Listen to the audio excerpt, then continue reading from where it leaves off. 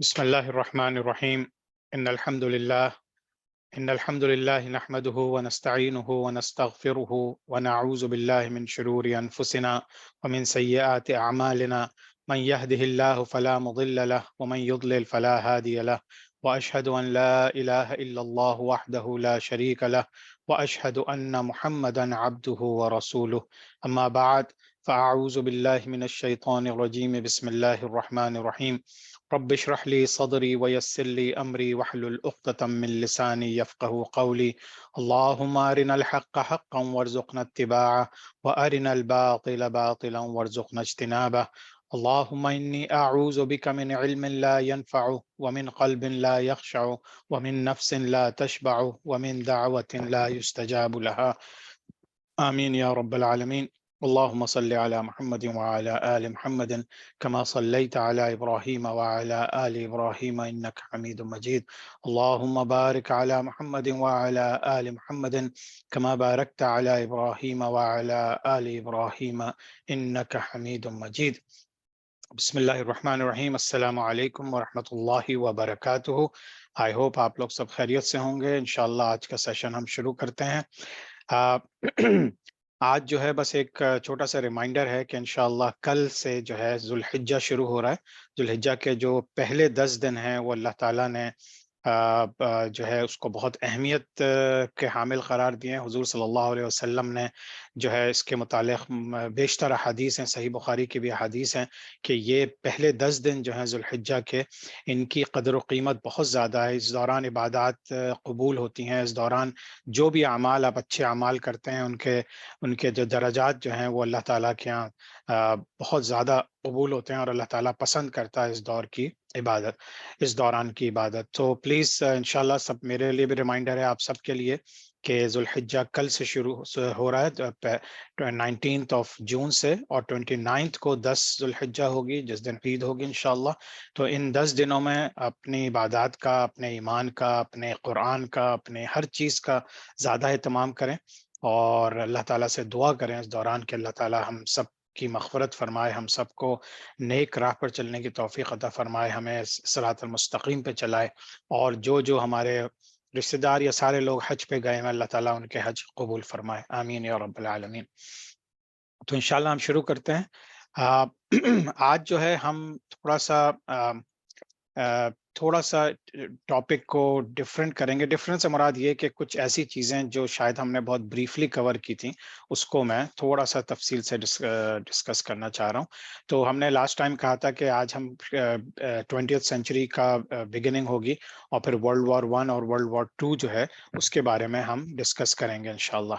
لیکن یہ کہ پھر میں نے سوچا کہ آج تھوڑا سا آپ لوگوں کو, کیونکہ بہت سے لوگوں کے سوالات آئے تھے منگول اینسیسٹرز کے اوپر کہ یہ جو منگول خاندان ہے یہ آیا کہاں سے, کیونکہ مسلمان دنیا پہ بھی اس کا بہت بڑا اثر ہے, اور اس کے علاوہ بھی جو مسلمانوں کے اوپر ظلم و ستم ہوئے تھے اس کے لحاظ سے بھی بہت زیادہ ایسی چیزیں ہوئی تھیں جس کا جاننا بہت ضروری ہے. اسی طرح سے کولونائزیشن کے جو چیزیں تھیں اس میں بھی ہم نے تھوڑا بہت تو ڈسکس کیا تھا, لیکن میں آپ لوگوں کو تھوڑا سا اس کے بارے میں اور بتاؤں گا کہ کولونائزیشن جو ہے وہ کس طرح سے دنیا کے اوپر اثر انداز ہوئی, اور یورپی دنیا جو تھی ان لوگوں نے کہاں سے شروع کیا اور کہاں تک چلے. تو آج تھوڑا سا غور طلب ہے, آپ لوگ پلیز تھوڑا سا دھیان سے سنیے گا آج کا.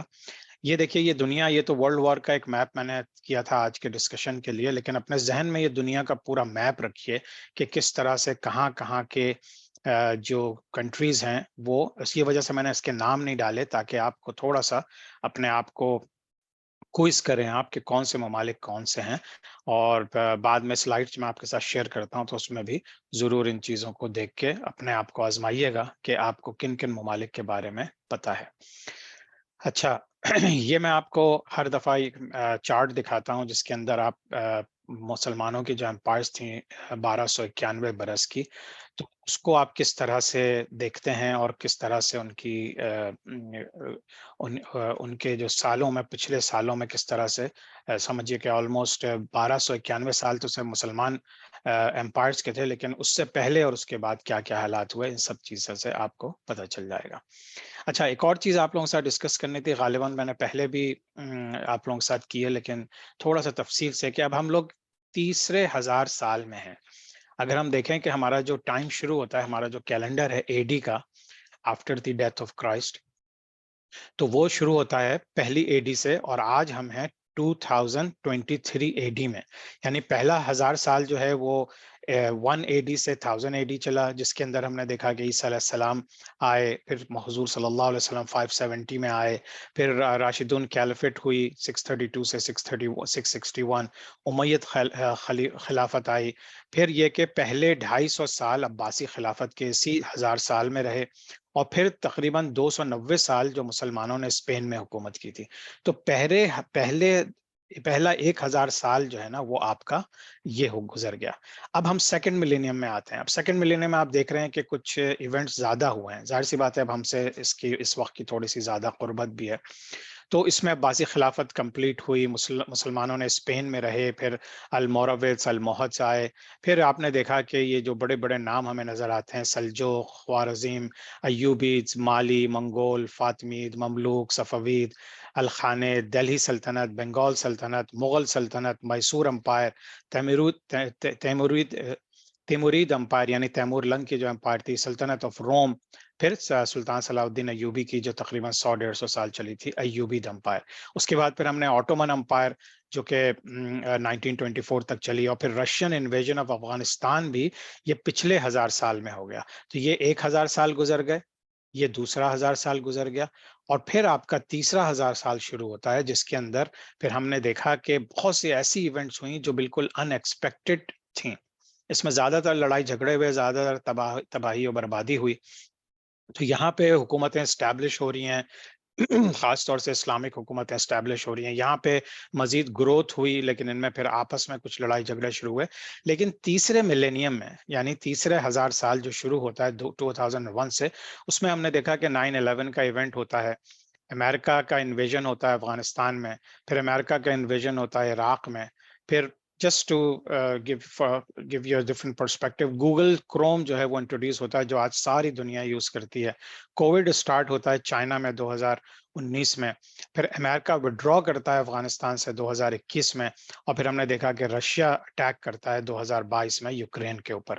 تو یہ ہماری کرنٹ ایونٹس ہیں. لیکن اگر تھوڑا سا اپنے آپ کو ذہنی طور پہ آپ ان 3 ادوار کو ڈیوائڈ کریں تو آپ کو نظر آئے گا کہ یہ جو تیسرا ملینیم ہے یہ بیسیکلی تباہ و بربادی سے بھرا ہوا ہے. اس کے اندر اچھی چیزیں بہت کم ہوئی ہیں. سائنس اور ٹیکنالوجی میں تو ترقی ہوئی ہے.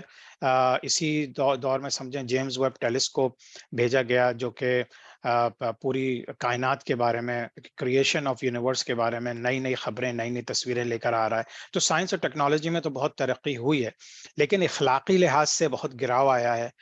جنگی لحاظ سے بہت زیادہ جنگیں ہوئی ہیں، بہت زیادہ ظلم و ستم شروع ہو چکے ہیں، اور اب نہ جانے یہ کس طرف جا رہے ہیں. لیکن اپنے ذہن میں ایک یہ خاکہ بنا کے رکھیے تاکہ آگے جب ہم پڑھیں گے تو انشاءاللہ یہ چیزیں ہمیں بہت تفصیل سے سمجھ میں آئیں گی. اچھا، تو اب دیکھیے چارٹ کے لحاظ سے آپ دیکھیں تو یہ آپ کا پہلا 1000 سال ہے. یہ میں نے آپ کو جو امپائرز کے لحاظ سے بنایا ہے، تو یہ تقریباً پورے آپ کے پہلے 1000 سال میں آ جاتے ہیں. دوسرا 1000 سال جو ہے وہ آپ کا یہ ہے. دوسرے 1000 سال میں بہت سارے ایونٹس ہوئے، لیکن یہ ساری مسلمانوں کی حکومتیں اور امپائرز اس دوسرے 1000 سال میں آتی ہیں. اچھا، اب ہم تھوڑا سا گیئر شفٹ کریں گے، اور آپ لوگوں کو، کیونکہ بہت سے لوگوں کا یہ ریکویسٹ تھی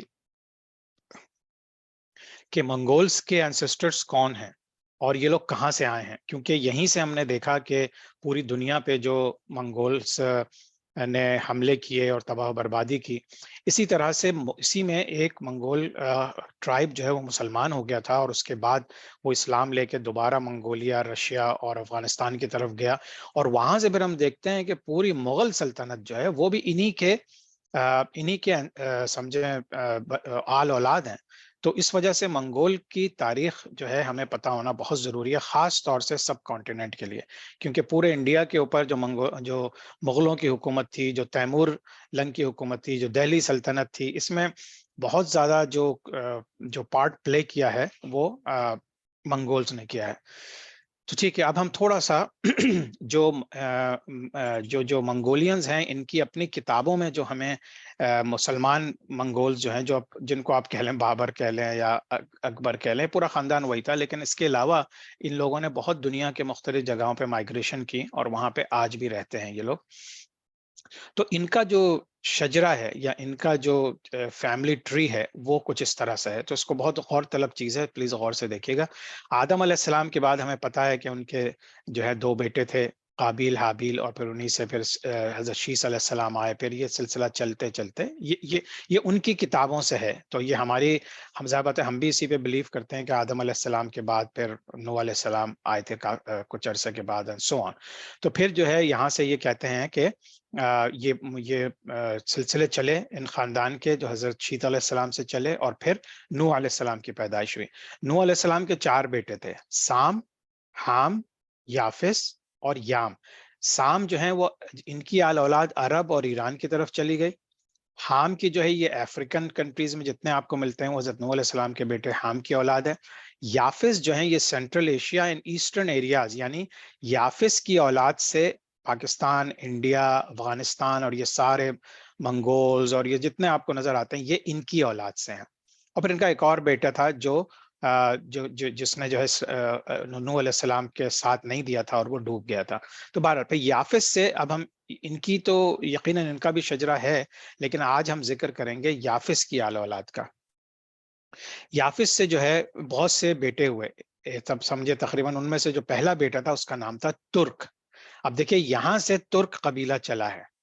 ان کے اور بھی تھے، خزر، ثقلب، رس، منگ، چن، کمیرین، تاریخ، لیکن یہ کہ ترک سے پھر جو ہے سمجھیے کہ یہ جو خاندان چلا ہے جس کو آج کل ہم ترک بولتے ہیں، یہ بھی منگول کے یا انہی کے اس میں سے ہیں.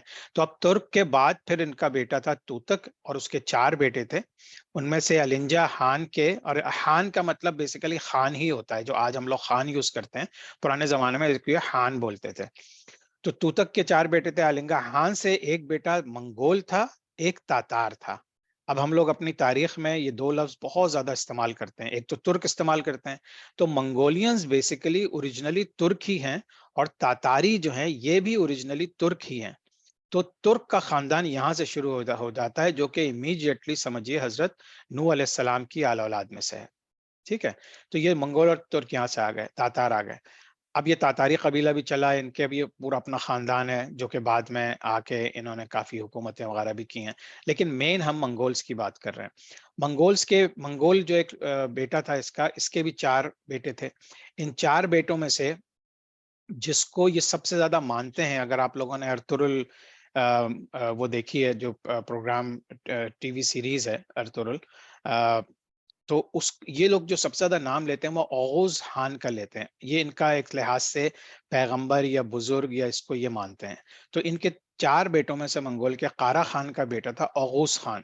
اور اس کا جو ٹائم ہے وہ جب میں نے اس کو اپروکسیمیٹ دیکھا تو یہ تقریباً ابراہیم علیہ السلام کا ٹائم ہے. تو یقیناً ابراہیم علیہ السلام کے زمانے میں، کیونکہ ہمیں تو اللہ تعالیٰ نے صرف 25 پیغمبر کے بارے میں بتایا ہے قرآن میں، اس کے علاوہ 1,24,000 پیغمبر آئے ہیں. کس وقت میں کتنے پیغمبر تھے اللہ عالم، صرف اللہ جانتا ہے. تو اٹ میک سینس کہ اگر ان کی کتابوں میں اگر ایسا لکھا ہے تو اوغوز خان جو ہے اس کے بعد پھر اس سے جو خاندان چلا. اچھا، آپ لوگوں کو تھوڑی دیر کے لیے میں یہ دکھا دوں کہ یہ نقشہ ہے، ٹھیک ہے، یہ مڈل ایسٹ کا، افریقہ اور آپ کا یہ ایسٹرن جو ممالک ہیں، اور یہ آپ کا پورا ترکی کا علاقہ ہے. تو یہاں پہ جو حضرت نوح علیہ السلام کے بیٹے حام تھے وہ پورا سمجھے یہاں پہ تھے. کہاں پہ؟ یہ افریقہ میں. سام جو تھے وہ یہ مڈل ایسٹ میں، اور اس دوران تھے تو ان کی جتنی آل اولاد ہے وہ یہاں سے. اور پھر یہ سینٹرل ایشیا میں جو یافس تھے وہ یہ تھے. تو اس نقشے کے لحاظ سے بھی آپ کے ذہن میں ایک چیز آ جانی چاہیے. اچھا، اب اوغوز خان کی آل اولاد. اوغوز خان کے 2 بیویاں تھیں، ایک بوزکلار تھی اور ایک تھی اوجوکلار. تو ان دونوں بیویوں سے اس کے 3 بیٹے تھے. ٹھیک ہے، اب ان 3 بیٹے میں اب آپ غور کیجئے گا، 3 بیٹے میں اس کے گن خان، آئی خان، یلزد خان. گن خان کا جو بیٹا تھا ایک، اس کا نام تھا کائی. اب یہ کائی قبیلہ وہ ہے جو ارطغرل میں دکھاتے ہیں کہ وہ کائی قبیلے کے تھے، اور پھر وہاں سے پورا جو ارطغرل سیریز ہے وہ بنی ہے. تو ان خان کے کتنے بیٹے تھے؟ اس کے بعد اس کے 5 بیٹے تھے، جن میں سے کائی ایک قبیلہ تھا، اسی سے سارے قبیلے بنتے چلے گئے. تو یہ 3 اور ان کے اگر آپ دیکھیں تو تقریباً 25-24 بچے بنتے ہیں ان کے. تو ان 24 سے سب الگ الگ خاندان بنے، مختلف علاقوں میں گئے، جہاں پہ بھی یہ کیونکہ خانہ بدوش تھے سارے کے سارے، تو انہوں نے جہاں بھی ان کو گریزنگ فیلڈز ملی اپنے اپنے جانوروں کے لیے، اور جہاں سے انہیں پانی ملا، یہ وہاں پہ موو کرتے چلے گئے. اور اس طرح سے یہ خاندان جو ہے یہ پورے سینٹرل ایشیا سے نکل کے یہ مڈل ایسٹ کی طرف بھی آئے، ساؤتھ میں بھی آئے، مزید ایسٹ میں بھی گئے. ٹھیک ہے. تو اچھا، اب یہاں سے پھر ان کا گن خان کے ایک اور 5واں بیٹا تھا، اس سے یہ خاندان چلا. اور اس کے بعد آپ دیکھیں کہ پھر ایک آتا ہے یہ بودون چار. بودون چار جو ہے یہ بھی ان کا بہت مشہور بزرگ سمجھ لیں، پیغمبر سمجھ لیں، جیسا بھی ان کا بلیو ہے. اچھا، یہ ٹائم جو ہے یہ تقریباً حضرت موسیٰ علیہ السلام کا ٹائم ہے. ٹھیک ہے، اپروکسیمیٹلی، اللہ عالم، لیکن یہ کہ اپروکسیمیٹ موسیٰ علیہ السلام کا ٹائم ہے جب یہ بودون چار تھے. اچھا، بودون چار سے سلسلے آگے چلے. اب آپ دیکھ رہے ہیں کہ ان کے بھی 5 بیٹے تھے، پھر ان کے ایک بیٹے سے مزید خاندان آگے بڑھا، پھر ان کے بیٹے بیٹے کرتے کرتے بہت ساری جنریشنز کے بعد ہم دیکھتے ہیں کہ ایک کابل خان تھے، لیکن ان میں پھر ایک چنگیز خان آئے. ان کے بیٹوں میں سے ایک چنگیز خان آئے، گینگس خان، اور اس کا بھی ہم بات کرتے ہیں. لیکن ایک بیچ سے تمانی خان کے بچوں میں سے خدولی برلاس، ارم دولی، اور پھر ان کے خاندان سے ہم دیکھتے ہیں خرچار برلاس آئے. اب اس خاندان سے ایک اور نیا نام آئے گا آگے چل کے، تو ابھی ذہن میں رکھیں اس چارٹ میں چنگیز خان کی آل اولاد کا ذکر کریں گے اور پھر خرچار برلاس کی. ٹھیک ہے. اب چنگیز خان سے گینگس خان کے سمجھیں 4 بیٹے تھے، اور یہ ہم نے بہت تفصیل سے اپنی تاریخ میں پڑھا تھا، اگر آپ کو یاد ہو کہ اوگیدی خان، جوچی خان، تولی خان اور چغتائی خان، ان سے پھر خاندان آگے بڑھے. اچھا، اب جو ان کے تولوئی خان کے جو بیٹے تھے، ان میں سے ایک قبلائی خان تھا، ایک ہلاکو خان تھا. یہ وہ لوگ ہیں جن لوگوں نے پھر مڈل ایسٹ کی طرف کچھ لوگوں نے آ کے، خاص طور سے ہلاکو خان نے پھر وہاں آ کے تباہی اور بربادی مچائی تھی. تو یہ چنگیز خان کے بیٹا تولوئی خان تھا، اور یہ پھر اس کا پوتا تھا یہ جو ہلاکو خان وغیرہ تھے. ٹھیک ہے. اچھا، اب جو ہے، اب دیکھیں پھر یہ جوچی خان کے خاندان میں ایک آدمی پیدا ہوا تھا، برکے خان، اس کا اپنا قبیلہ تھا. یہ وہ آدمی تھا جس نے مسلمانوں پہ آ کے ترکی کی طرف حملے کیے تھے بہت زیادہ، لیکن یہ اللہ کی طرف سے ایسا ہوا، یہ مسلمان ہو گیا. برکے خان جب مسلمان ہوا تو یہاں سے پھر پوری کی پوری سمجھیے کہ تاریخ پلٹ گئی، کیونکہ برکے خان پھر مسلمانوں کے ساتھ شامل ہو کے اس نے پھر منگولز کو بہت نقصان پہنچایا، اور پھر یہ اسلام لے کر آیا، اور پھر یہ واپس افغانستان اور منگولیا اور رشیا کی طرف واپس آیا، اور یہاں ان کے ذریعے اسلام پھیلا. تو وہاں سے پھر ہمیں نظر آتے ہیں کہ یہ بابر، اکبر اور یہ سارے مغل خاندان وہاں سے نکلے، اور پھر جو ہے یہ تیمور لنگ وہاں سے نکلے. اور پھر تو یہ چیز یاد رکھیں، یہ لوگ تھے تباہی و بربادی کرنے والے. تو ان کے سے پھر ہم دیکھتے ہیں کہ ہلاکو خان کے مزید بچے تھے جنہوں نے اپنی ٹیریٹوریل گین کے لیے مختلف علاقوں میں حکومتیں تو کی، لیکن اتنے زیادہ مشہور پھر نہیں ہو سکے. اسی طرح سے جو دوسرا میں نے آپ کو دکھایا تھا خرچار برلاس، اس کے خاندان سے آپ دیکھیں تو وہاں سے پھر آتا ہے تیمور لنگ، امیر تیمور، جس نے پھر چنگیز خان جب واپس چلا گیا تھا، مر گیا تھا، اس کے بعد پھر اس نے دوبارہ سے منگول کی، جس طرح چنگیز خان نے حملے کیے تھے اسی طرح سے یہ دوبارہ نکلا، لیکن یہ تھوڑا سا مزید انڈیا کی طرف بھی گیا تھا، جہاں سے پھر اس نے ایک اپنا شاگرد چھوڑا تھا، جس سے پھر ہم دیکھتے ہیں کہ دہلی سلطنت میں بھی اس کے شاگرد وغیرہ موجود تھے، اور پھر انہوں نے وہاں پہ بھی حکومتیں کی تھی. تو یہ ہے منگول خاندان پورا، جس کو کہ آپ سمجھیں ہم لوگ شروع سے سنتے آئے ہیں کہ تاتاری کون ہیں، منگولز کون ہیں، اور جو ہے یہ ہلاکو خان کہاں سے آئے، قبلائی خان. تو یہ اب آپ لوگوں کو آئی ہوپ کہ انشاءاللہ ذہن میں نقش ہو گیا ہوگا کہ یہ کوئی معمولی خاندان نہیں تھا، اور نہ صرف یہ کہ ان کے جو آبا و اجداد ہیں اس میں انہوں نے باقاعدہ ان سب کا ذکر کیا ہے. یقیناً جب ہم نے شروع کی وہ دیکھی تو یہاں پہ یہ لوگ حضرت مولا علیہ السلام کی اولاد سے تو سب حق پہ تھے، لیکن آہستہ آہستہ پھر ان میں چیزیں چینج ہونا شروع ہو گئیں. اب ہمیں نہیں پتا کہ کب یہ لوگ دین حق سے، یعنی کہ جو ریلیجنز تھا اصلی اللہ کا دیا ہوا دین، اس سے کب پھرے. لیکن بہرحال ترک اور منگول اور تاتار اور پھر آپ کے چنگیز خان اور یہ تیمور لنگ، یہ سب کے یہ تھے. تو یہ تو سمجھیں ایک حصہ تھا جو میں آپ لوگوں کے ساتھ شیئر کرنا چاہ رہا تھا. آئی ہوپ کہ انشاءاللہ تعالیٰ آپ لوگ اس کو سمجھ گئے ہوں گے اور پھر ہم کوشچن آنسر سیشن میں اس کے کوشچنز بھی لے لیں گے. اچھا اب یہ تھوڑا سا ایک ریفریشر ہے تھوڑا سا. جیسے محمد بن قاسم نے جب حملہ کیا تھا دیبل پہ تو یہ آپ سمجھیے مکران ہے، یہ سندھ ہے، تو یہاں سے اسلام داخل ہوا. اور یہ ابھی کون سی حکومتیں چل رہی ہیں؟ بنو امیہ کی. بنو امیہ کے حکومت کے دوران محمد بن قاسم کو بھیجا گیا، اس نے آ کے یہ پورا علاقہ فتح کر لیا تھا. ٹھیک ہے، تو یہ تو ہو گیا سندھ میں. یہ دیکھیں تھوڑا سا آپ اس کو آؤٹ فوکس لارج کریں تو اس کا آپ کو یہ چیز نظر آتی ہے کہ یہاں پہ پہنچے تھے اور یہ ملتان تک پہنچ گئے تھے. اچھا، اور پھر یہ دوسری سلطنتیں قائم ہوئی تھیں یہیں پہ. پھر ہم نے دیکھا کہ اسی کے ساتھ ساتھ اب دیکھیں جو پاکستان کا علاقہ ہے وہ تو یہی ہے علاقہ، یہی ہے ٹھٹا وغیرہ سب پاکستان میں، ملتان، لاہور. تو یہاں پہ غوری دمپا نے جب حکومت کی تو انہوں نے نہ صرف یہ کہ پورے افغانستان اور ایران اور یہ سارا نیشا پور بھی ایران میں ہے، تو یہ سارے پہ حکومت کے علاوہ انہوں نے پورے نارتھ انڈیا پہ حکومت کی تھی. تو یہ غورید امپائر تھی. پھر ہم نے دیکھا کہ دہلی سلطنت جب آئی، دہلی سلطنت میں تقریباً غالباً تغلق ڈائنسٹی کے دوران جو ہے وہ تیمور لنگ کے نے انٹری کی تھی اور پھر کچھ شاگرد یہاں پہ رہ گئے تھے. تو یہ آپ کی دہلی سلطنت کا نقشہ ہے. پھر ہم دیکھتے ہیں کہ دکن سلطنت، یہ سارا دکن سلطنت تھی. پھر نیچے جو ہے یہ اس وقت تک مسلمان نہیں ہوئے تھے، یا بہرحال وجے نگارا امپائر تھی یہ. تو یہ آپ دکن سلطنت کا نقشہ دیکھ لیں. اب گجرات میں، اب دیکھیں گجرات میں جو ہے یہاں بھی جو ہے وہ مسلمان آئے. یہاں پہ جو لوگ پانی کے ذریعے اور بزنس کے لیے یا دعوت و تبلیغ کے لیے آئے وہ یہ سارے تھے. گجرات ہو گیا، سورت ایک مشہور جگہ ہے، اور اس طرح سے یہ جتنے کیرلا ہو گیا نیچے ساؤتھ میں، گوا ہو گیا، یہ سارے جو پورٹس تھے یہ ان کے اوپر آئے. ٹھیک ہے. اچھا، اب مسلمان جو سب کانٹیننٹ میں آئے ان کو ہم تھوڑا سا دوبارہ سے وہ کر لیتے ہیں کہ 652 میں عربز نے جو ہے ہرات یعنی افغانستان کو کیپچر کر لیا تھا. اور یہ ٹائم تھا کب؟ خلفاء راشدین کے زمانے کا تھا، جب کانکسٹ آف پرشیا ہوا، جب حضرت عمر رضی اللہ تعالیٰ عنہ نے ایران کو فتح کیا، پورے پرشین امپائر کو زیر کر دیا تھا. تو اس وقت یہ لوگ آگے نکل کے انہوں نے جا کے افغانستان کے علاقے، کیونکہ افغانستان اور ایران کے بارڈرز ملے ہوئے ہیں، تو ہرات کے اوپر بھی قبضہ کر لیا تھا. یہ کب ہو رہا ہے؟ 632 میں حضور صلی اللہ علیہ وسلم کا وصال ہوا تھا، اور 652 اس کے صرف 20 سال کے بعد یہ سلسلہ ہو گیا تھا.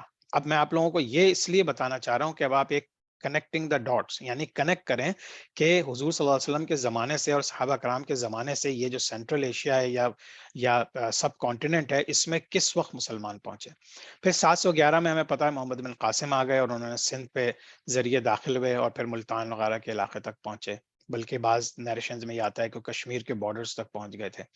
پھر اسلامک گورنمنٹ اسٹیبلش ہو گئی تھی ملتان میں، اور محمد بن قاسم اس کے گورنر تھے، اور وہ کئی سال رہے، غالباً سال یا جتنا بھی ہے مجھے اس کا وقت یاد نہیں، لیکن بعد میں پھر انہیں خلیفہ جو تھا امیہ خلافت کا اس نے واپس بلوا دیا تھا اور قتل کروا دیا تھا. یہ ہم ہسٹری میں پڑھ چکے ہیں.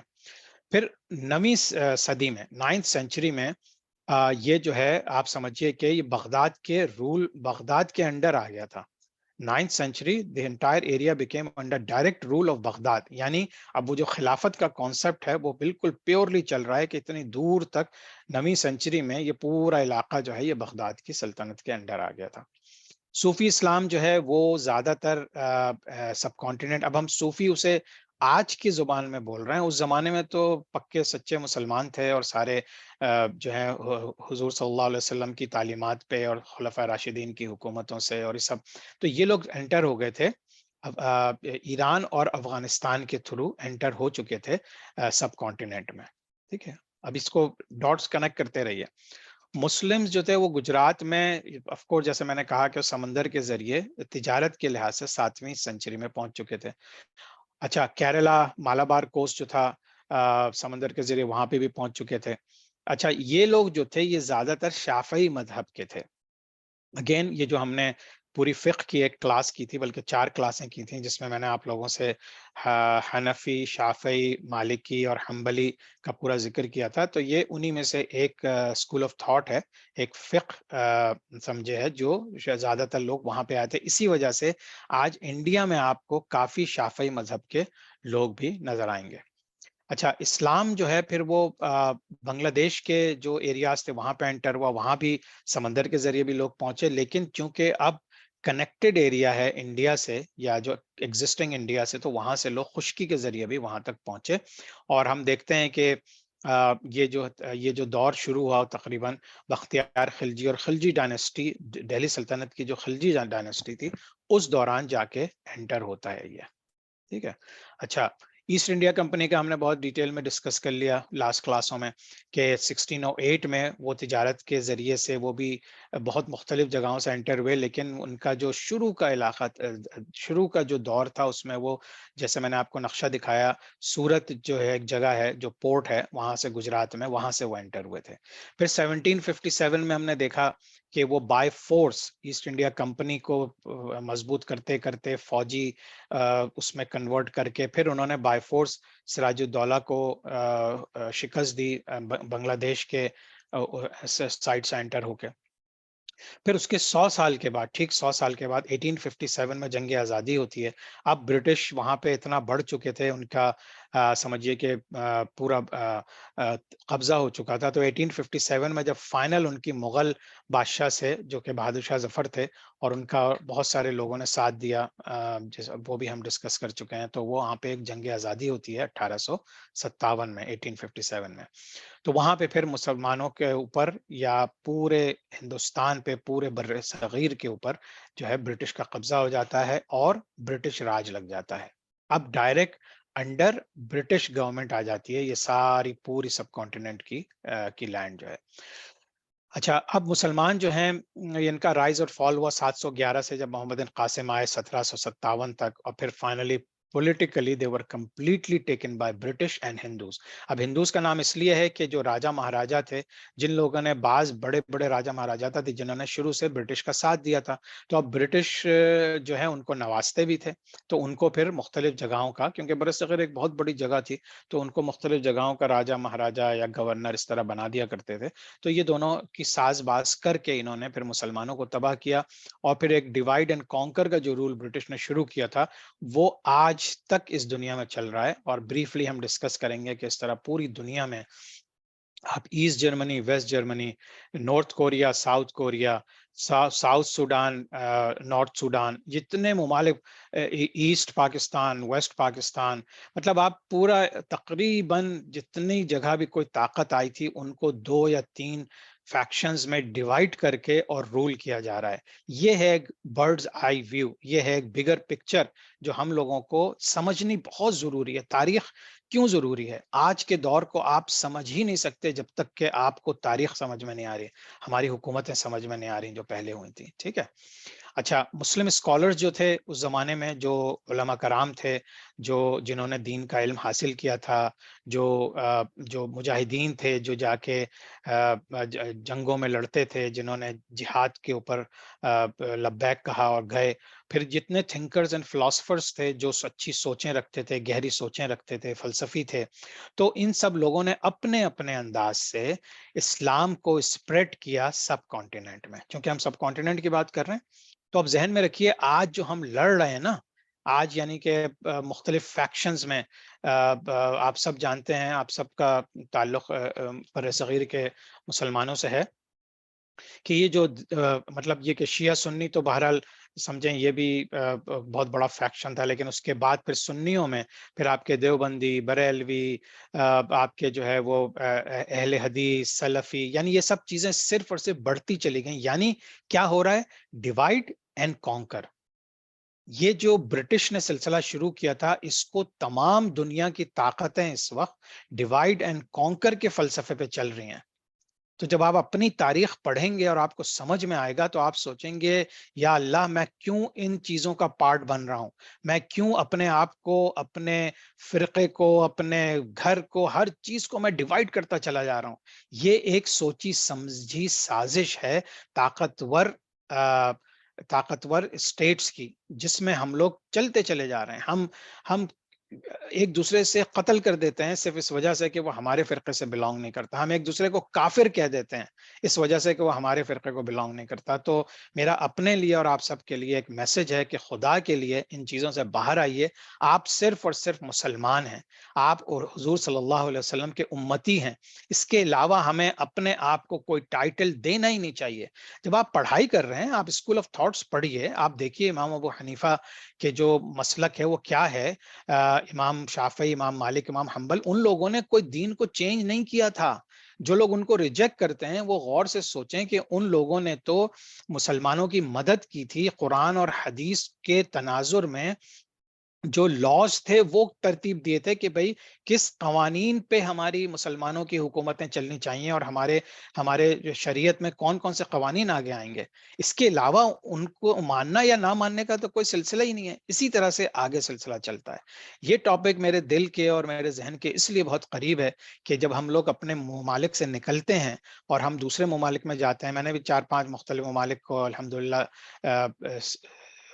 یعنی کہ وہاں پہ گیا بھی ہوں, ان کو اسٹڈی بھی کیا ہے, تو مجھے یہی نظر آیا ہے کہ ہم لوگوں نے اپنے آپ کو ایک بند کر کے رکھ لیا ہے بالکل, اور ہم وسعت قلبی سے سوچ نہیں سکتے. ہم اپنے اسکول آف تھاٹ سے اتنا چپک گئے ہیں کہ ہم اس کو اپنے آپ سے الگ ہی نہیں کر سکتے, اور یہی وجہ ہے مسلمانوں کی ذلت کی, مسلمانوں کی تباہی کی پوری دنیا میں. تو بہرحال ہم کنٹینیو کرتے ہیں. تو سمجھیے کہ یہ اس دور میں سارے یہ لوگ آئے جنہوں نے اپنے اپنے انداز سے اسلام کو سب کانٹیننٹ میں پھیلایا. پھر اسی طرح سے پاکستان موومنٹ سٹارٹ ہوئی, اور پھر ہم نے دیکھا کہ پاکستان موومنٹ جو ہے وہ بیسیکلی جیسے ہی برٹش راج لگا تو اسلام کے لیے جو فائٹ شروع ہوئی نا, جس میں آپ شاہ ولی اللہ, شیخ احمد سرہندی جن کو مجدد الف ثانی بھی کہتے ہیں, آپ کے سید احمد شہید, یہ سارے لوگ ان میں شامل ہیں جن لوگوں کی ایفرٹ جو ہے وہ ایک انڈیپینڈنٹ اسلامک اسٹیٹ کے لیے شروع ہو چکی تھی. یہ ہمیں سمجھنے کی ضرورت ہے. تو اس لیے جب پاکستان موومنٹ کے اکابرین کا ذکر ہوتا ہے تو اس کے اندر ان سب کے نام بھی آتے ہیں. حالانکہ یہ 1600-1700 سے چیزیں شروع ہو گئی تھیں, اور اس کے بعد پھر ہم نے دیکھا برٹش راج کے بعد یہ چیزیں بہت زیادہ زور پکڑ گئی تھیں. تو جتنے مسلمان تھے جو پورے انڈیا میں پھیلے ہوئے تھے, ان لوگوں نے مختلف پروفیشن سے, ان میں ہر پروفیشن کے لوگ تھے, ہر کہ زندگی مختلف انداز سے گزارنے والے لوگ تھے, انہوں نے پاکستان موومنٹ کو سپورٹ کیا, کیونکہ وہ بیسیکلی اس وقت پاکستان کا نام تو آیا ہی نہیں تھا. وہ ایک اسلامک اسٹیٹ کا موومنٹ تھا کہ مسلمانوں کو کسی ایک ایسی جگہ ملے جہاں پہ اللہ کے دین کو نافذ کیا جا سکے, اور اس کے انڈر ایک آزادی کے ساتھ مسلمان اپنی ریلیجن کو, اپنے دین کو, اپنے نظام کو پریکٹس کر سکیں, اور پھر اللہ کے دین کو, پیغام کو مزید پھیلا سکیں. یہ ایک پورا سائیکل ایفیکٹ ہوگا. مدینہ منورہ میں حضور صلی اللہ علیہ وسلم نے اسٹیٹ قائم کی, سب سے پہلے انہوں نے اس کو اسٹرانگ کیا, اور اس کے بعد پھر اس کا مقصد کیا تھا کہ اللہ کے دین کو مزید جگہوں پہ لے کے جائیں اور جو ہے اسپریڈ کریں پوری دنیا میں. تو اسی لحاظ سے ہم اس ناطے سے, اس رشتے سے ہم حضور صلی اللہ علیہ وسلم کے امتی ہیں, اور ہمارے اوپر آج بھی وہ ذمہ داری ہے. آج ہم لوگ دنیا میں بڑی پرسکون زندگی, اگر ہم باہر بیٹھے ہوئے, خاص طور سے امریکہ میں, انگلینڈ میں, یا جو ترقی یافتہ ممالک ہیں جہاں پہ ہمیں دوسری کوئی پرابلمز نہیں ہے تھرڈ ورلڈ کنٹریز کی طرح, تو ہمیں سوچنا چاہیے کہ ہماری ذمہ داری ہے کیا. اچھا, جن لوگوں نے بہت زیادہ سیکریفائس دی وہ ان نون ہی ہیں.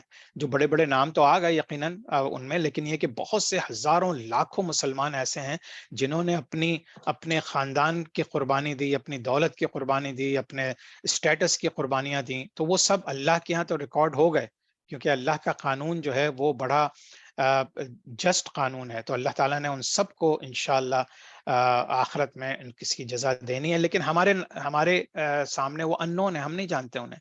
لیکن قربانیوں کے بغیر کوئی چیز اچیو نہیں ہو سکتی. لیکن ان کا جو پیشن, ان کا جو جذبہ تھا, وہ بیسیکلی یہی تھا کہ کسی طرح سے جو ہے وہ ہم حاصل کر لیں جو اللہ تعالیٰ نے ہمیں حاصل کرنے کو کہا ہے اس دنیا میں اور پھر آخرت میں.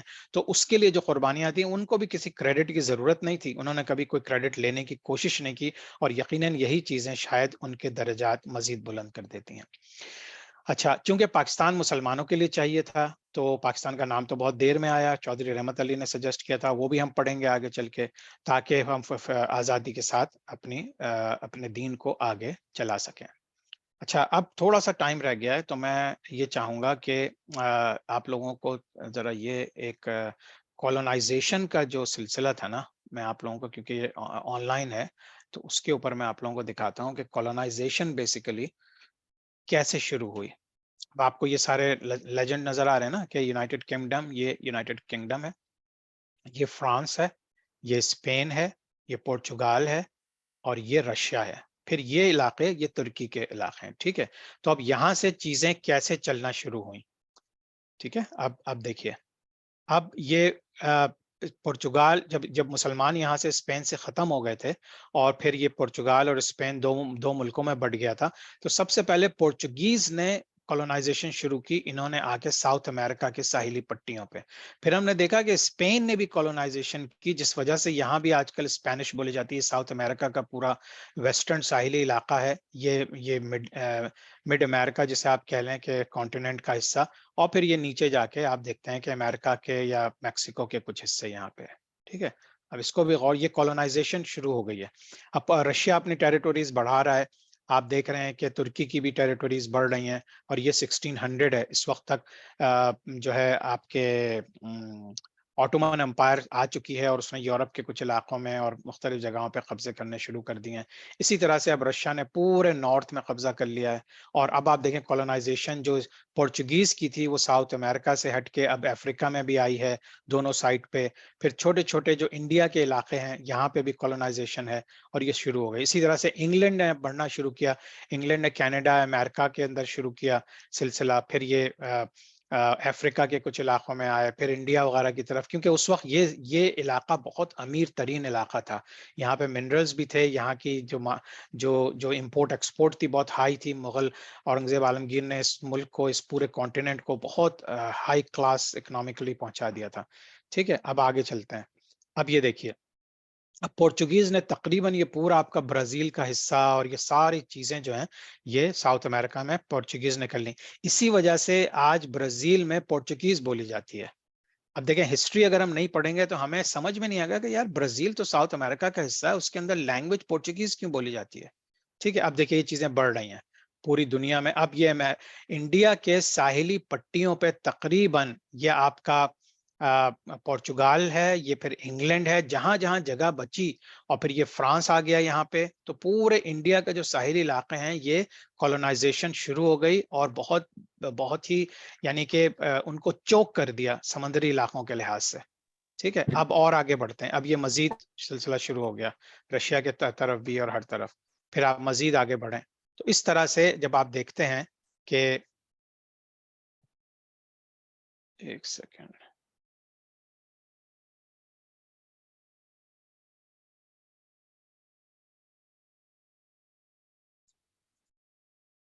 یہ میرے خیال میں سائٹ ہینگ کر گئی، لیکن بہرحال اس کو میں دوبارہ سے کرتا ہوں.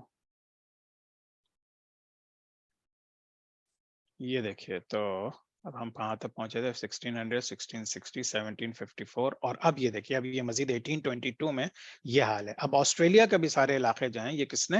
برٹش نے. اب برٹش کے امپائر کہاں کہاں ہے؟ برٹش کے امپائر کینیڈا میں بھی ہے، امریکہ میں بھی پہنچ گئے تھے، پھر امریکہ سے ختم ہو گیا سلسلہ، یہ اوپر کینیڈا کی طرف چلے گئے. یہاں سے یہ چھوٹے سے علاقے سے شروع کر کے انہوں نے اب دیکھیں پوری دنیا میں، اسی وجہ سے کہتے ہیں کہ برٹش کا جو ان کی حکومت میں سورج غروب نہیں ہوتا تھا. اور کیسے غروب ہو؟ انہوں نے پوری دنیا میں نارتھ، ساؤتھ، ایسٹ، ویسٹ ہر جگہ ان کی کولونائزیشن ان کی حکومتیں موجود ہیں. ٹھیک ہے، اس کے بعد اب دیکھیے یہ مزید آسٹریلیا کو سارے یہ جو علاقے ہیں یہ ابھی بھی آباد نہیں ہے، تو انہوں نے سارے دوسرے علاقے آباد کر کے پھر انہوں نے یہ کانٹیننٹس یوز کیے مختلف چیزوں کے لیے. اب یہاں پہ برٹش راج لگ چکا ہے. یہ دیکھیے پورے کا پورا انڈیا، بنگلہ دیش، پورا حصہ جو ہے یہ پورے کا پورا برٹش کے انڈر آ چکا ہے 1885 میں. اچھا، اس کے بعد پھر ہم دیکھتے ہیں کہ یہ دیکھیے اب یہ تقریباً حال ہے جو کہ جس وقت کی سارے آپ جھنڈوں کے ساتھ ان کے کلرز دیکھ سکتے ہیں.